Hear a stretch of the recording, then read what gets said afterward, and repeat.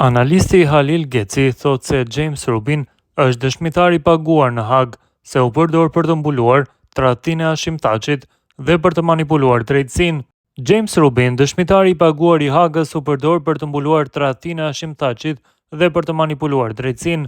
Me dëshminë e tij të rreme, Rubin shiti të vërtetën dhe ndërgjegjen e tij, duke u bërë vegël e një tradhtari historik.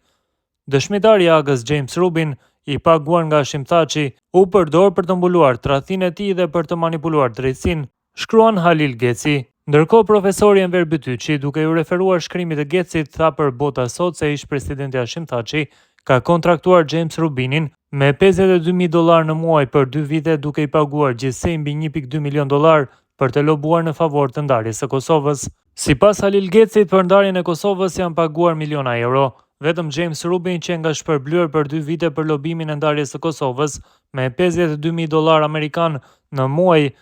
Nëse shumësojmë 24 muaj me 52.000, atëherë i bie që Rubin ka përfituar $1.248.000.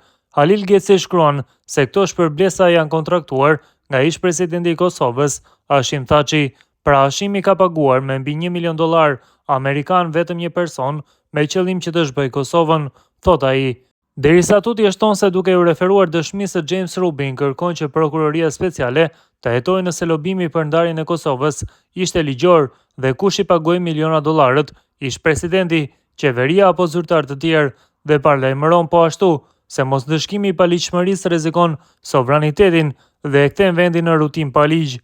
Unë nuk e kam ndjek me vëmendje dëshminë e zotit Rubin, por ajo dëshmi është publike, besoj, ndaj edhe prokuroria speciale e Kosovës në Prishtinë e ka për detyrë të hetojë rreth kësaj. A ishte i bazuar në ligj e kushtetut lobimi për ndarjen e Kosovës?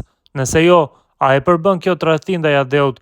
Së paku, sipas Linit 2 të kushtetutës së Kosovës, kush i pagoi milionat për lobim për ndarjen e Kosovës? Presidenti nga fondet e presidencës apo qeveria? Nëse ka paguar qeveria, kush është përgjegjës për shpërdorimin e fondeve të taksapaguesve të Kosovës? Ministri i Financës i kohës, ndonjë ministër tjetër apo ish kryeministri? Nëse nuk ndiqen penalisht ata shtetas apo politikanë të Kosovës që lobuan dhe paguan për ndarjen e vendit, rreziku i ndarjes na qëndronte dera e shtëpisë son. Paligjshmëria duhet ndëshkuar, ndryshe bëhet përditshmëri, njësoj si në Shqipëri. Mos e bëni Kosovën siç është sot Shqipëria, një narkoshtet pa ligje, norma e kushtetut, përfundon ai.